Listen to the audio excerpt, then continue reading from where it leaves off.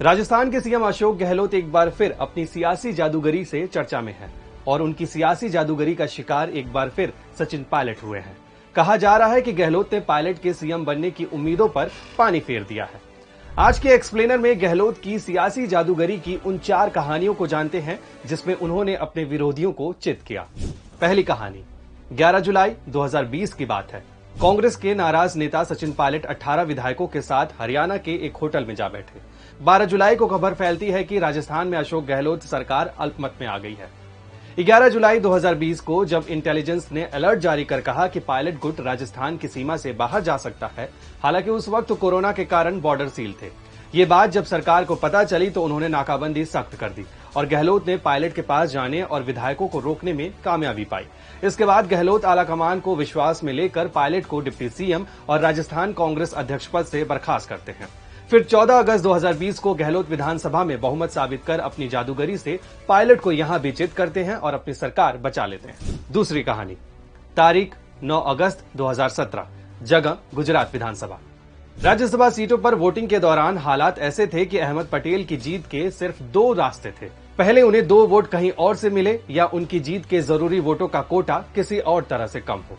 यहां से शुरू हुआ राजस्थान के 2 बार मुख्यमंत्री रह चुके अशोक गहलोत का जादू।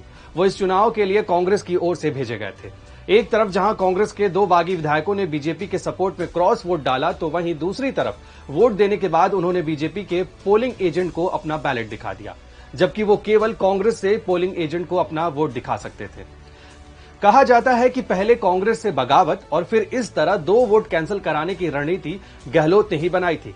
फिर क्या था, आधी रात को चुनाव आयोग ने फैसला सुनाया और दोनों बागी विधायकों के वोट रद्द कर अहमद पटेल के जीत की घोषणा की गई। तीसरी कहानी साल था 2017, जब गुजरात विधानसभा चुनाव में अशोक गहलोत को कांग्रेस पार्टी ने इंचार्ज बनाया था। जिम्मेदारी मिलते ही गुजरात में कांग्रेस पार्टी को मजबूत करने के लिए गहलोत ने कई कदम उठाए। इसके चलते कांग्रेस को फायदा ये हुआ कि 150 प्लस का नारा देने वाली बीजेपी को 100 से कम यानी 99 विधानसभा सीटों पर जीत मिली। वहीं कांग्रेस ने 2012 की तुलना में 16 सीटों पर बढ़त बनाकर 77 सीटों पर जीत दर्ज की। चौथी कहानी सितंबर 2018 में कांग्रेस पार्टी ने राजस्थान में संकल्प रैली की शुरुआत की थी। इस रैली की कमान राजस्थान कांग्रेस प्रदेश अध्यक्ष सचिन पायलट खुद संभाल रहे थे।